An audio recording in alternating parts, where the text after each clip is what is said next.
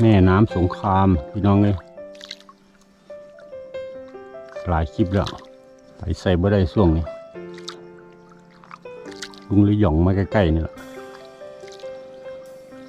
แม่สงครามเนี่ยสภาพเปลี่ยนไปอุ้มแรกเนาะแรก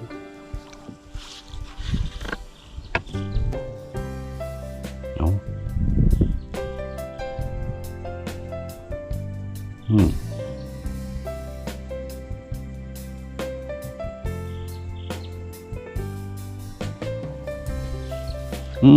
เขียน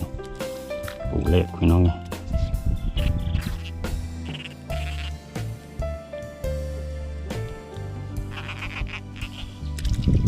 ลุงเรือไป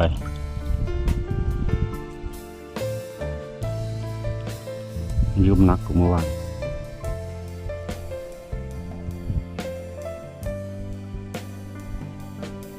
มันมาก็ว่าเป็นฝุ่งได้หรอขยงก็ได้ดิตัวใหญ่อยู่พี่น้อง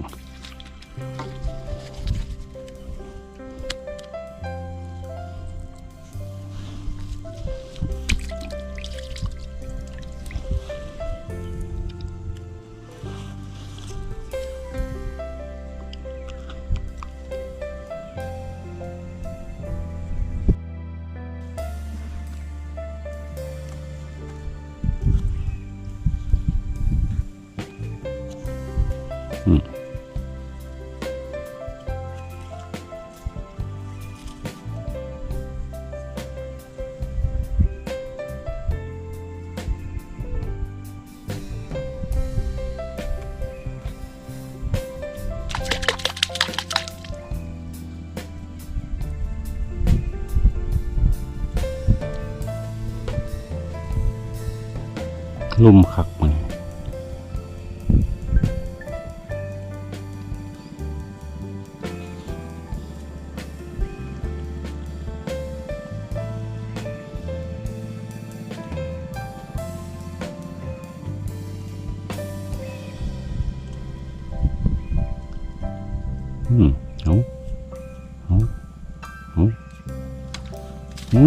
ป่าอย่างพี่น้อง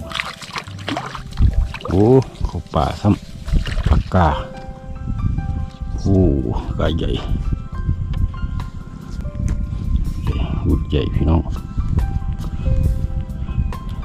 ปิ้งลงนี่ก่อน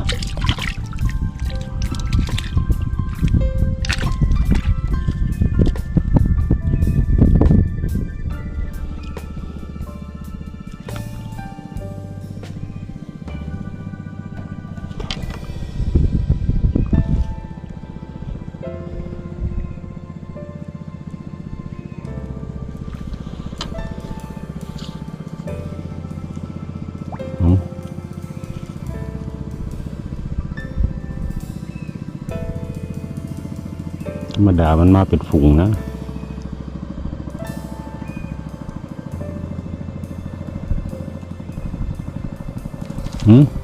กระแยงบัด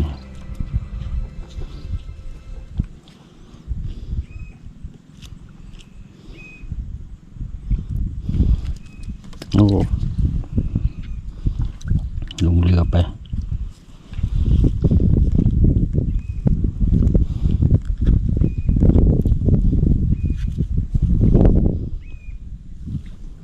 เด็ดบัวไหวพี่น้องเสพตาอย่างคักเลยล่ะป่าตาว่าคือบ้านคือเมืองมัน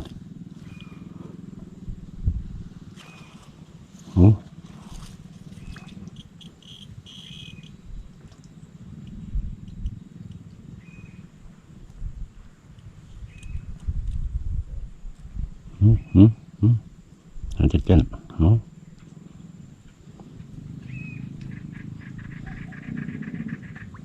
บึดเลยบ่บึดเยอะ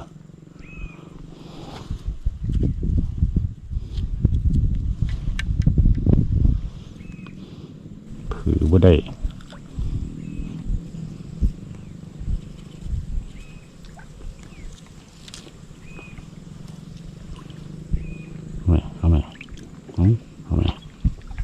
พื้นน้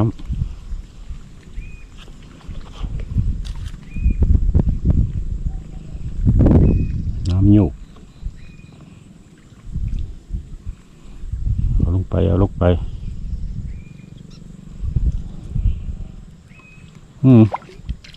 โอ้เวียนไฟ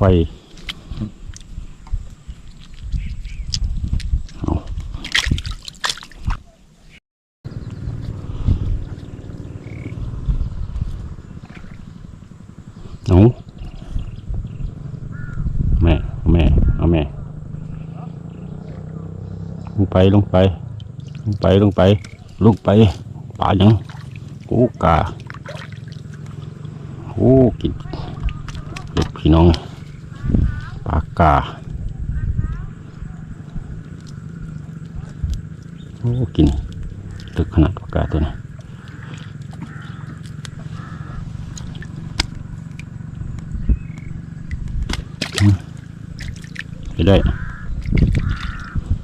ใช้ได้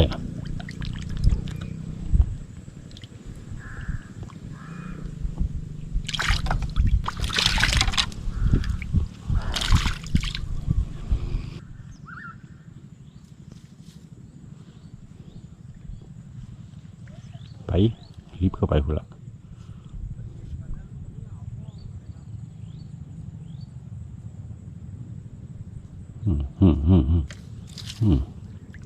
ก็สุกน้อย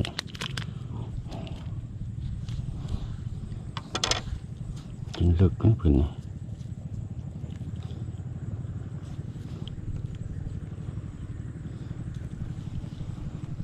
เอาเดี๋ยวแรงว่ะ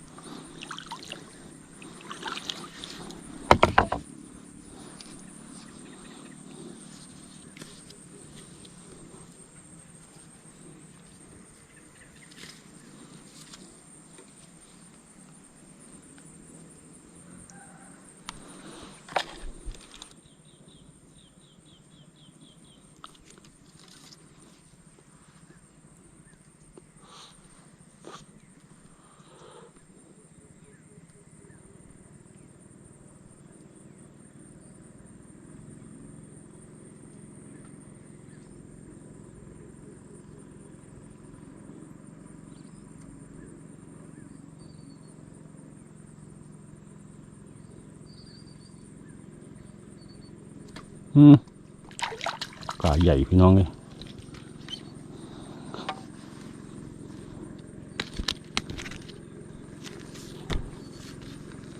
ใหญ่อยู่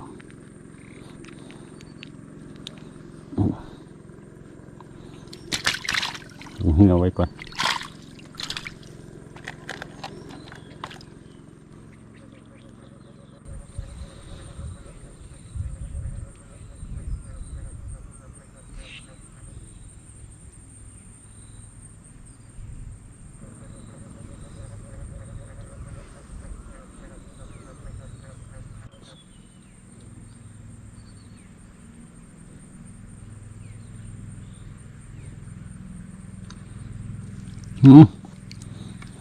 กะพัดหญ้าทั้งใต้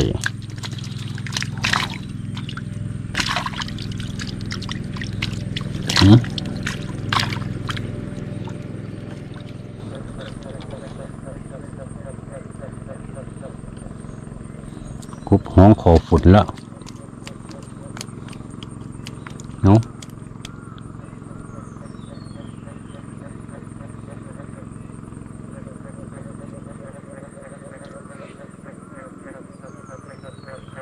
สูตรน้อยเลยนี่โอ้แม่นดีโอ้ลุดลงเหือซะ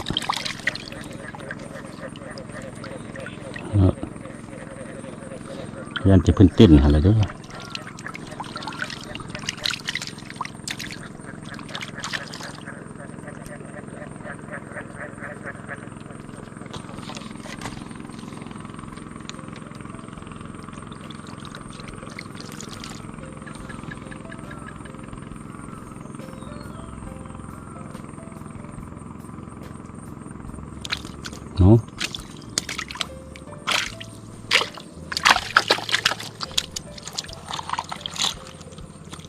โอ้ย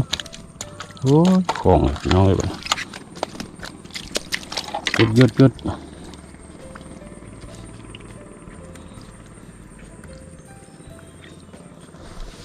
กคน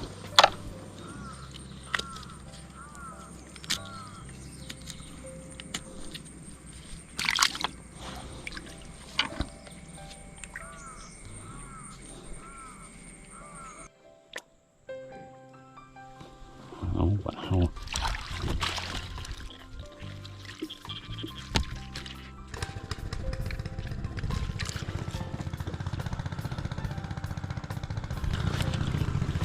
โอเค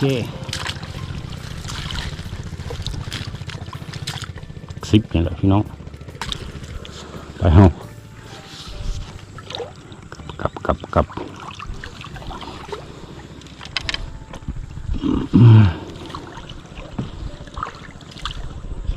น้ำออกขุ่นๆหน่อยหนึ่ง